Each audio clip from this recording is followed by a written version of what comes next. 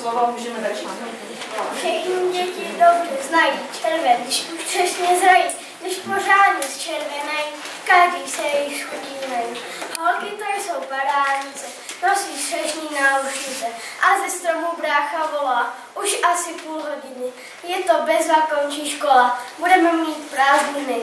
A neletala jste dál, třeba chlánky hvězda, velbila tu na louku, si bahvedem klobouku. Vlčí mak a dětský smích, dešek, lásku, pšení sníh. Ostružin 2 košíčky, kola z naší babičky. Svatolánky ze zahrady, k tomu nové kamarády. Co to vidím za nimi, takhle dlouhé prázdniny.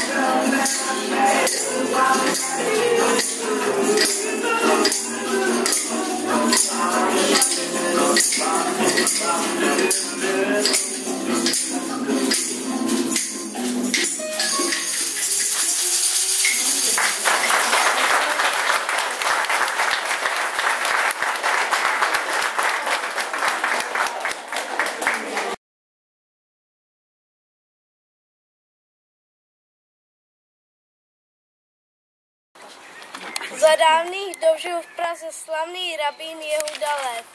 Vyznal se nejen v náboženských knihách, ale ovládal i matematiku a hvězdářství. Říká se, že byl nadán také nadpřirozenou silou. Jednoho dne k němu přišel na návštěvu soused Kón s 2 syny, Mordechajem a Abrahamem. Jen pojďte dál, Kónovi. Pro boha rabi, jak to vypadáte? Čemu je tu ta mokrá hlína? K čemu? Dělám si sluhu. Z hlíny? To nemyslíte vážně? K čemu vám bude hlíněný panák? Víte, Kóne, už mám dost všech těch darmožroutů. A to myslíte, už ten hliněný sluha vám ty darmožrouty nahradí? Když nemám chvilku klidu, služebnictvo je hrozné. Hrozné! Když nám nosí dříví i vodu uklízí a zametá. Právě to dělají všichni špatně, jen se podívejte, v koutech jsou pavučiny a za lavicemi hromady prachu. No víte, a nepomohli by domluvy? Kde pak? Kolikrát jsem služebnictvo vyhnal a najal jiné. No víte, když není nikdo, kdo by na ně dohlédl, moc toho neudělají. Je to pořád stejné. Zpočátku uklízejí, dříví, štípou, snaží se, ale jak to je jinde, už se povalují. Za chvíli je vše přistane. No dobře, ale hliněný sluha. Jen se neboj, bude pracovat jako živý. V práci zastane všechno. Za to vám ručím. A proč je tak mohutný? Aby měl sílu. A co koukáte? Pojďte mi pomoct. Vždyť se od té hlíny umažeme. Tamhle si vezměte zástěru, ať vás doma nekárají.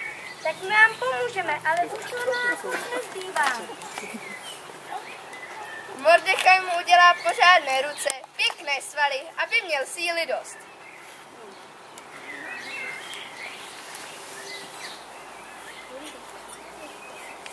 A jak se jí bude jmenovat? Vidíte, to mě ještě nenapadlo. Je veliký jako Góliáš, ale není to Góliáš.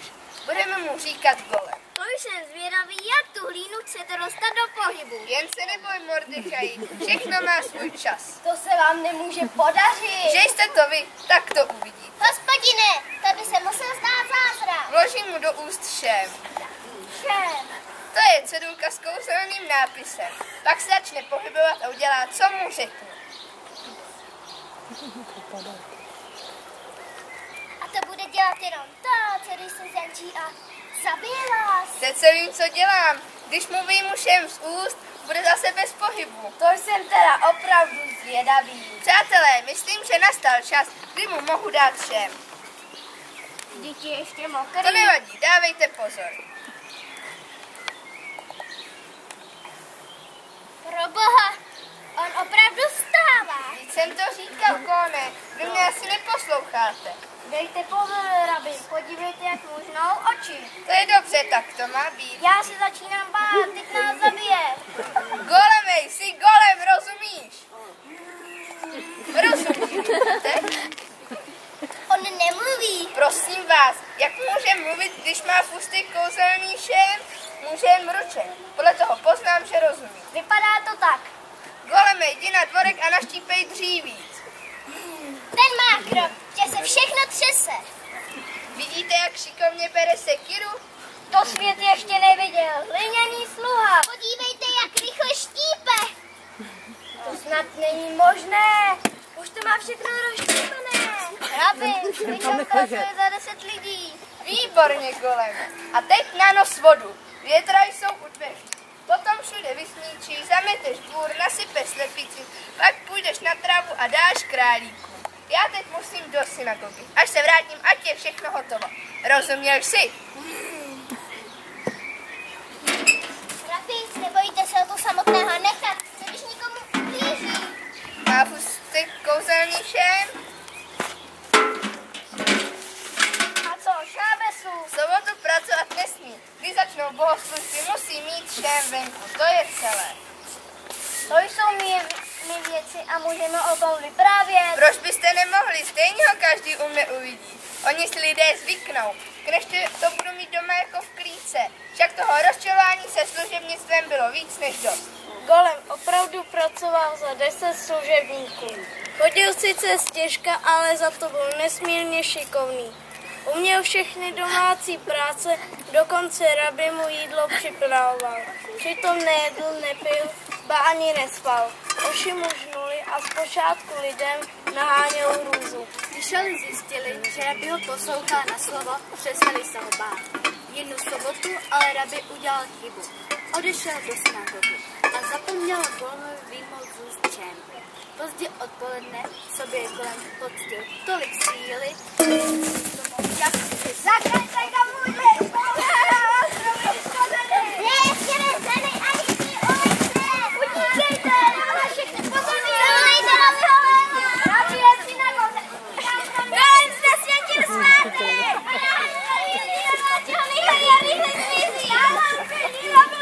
Hospodin nás vyslyšel! Goleme, poroučím tě, stůj! Jdi do synagogy a ulehni tam na půdu.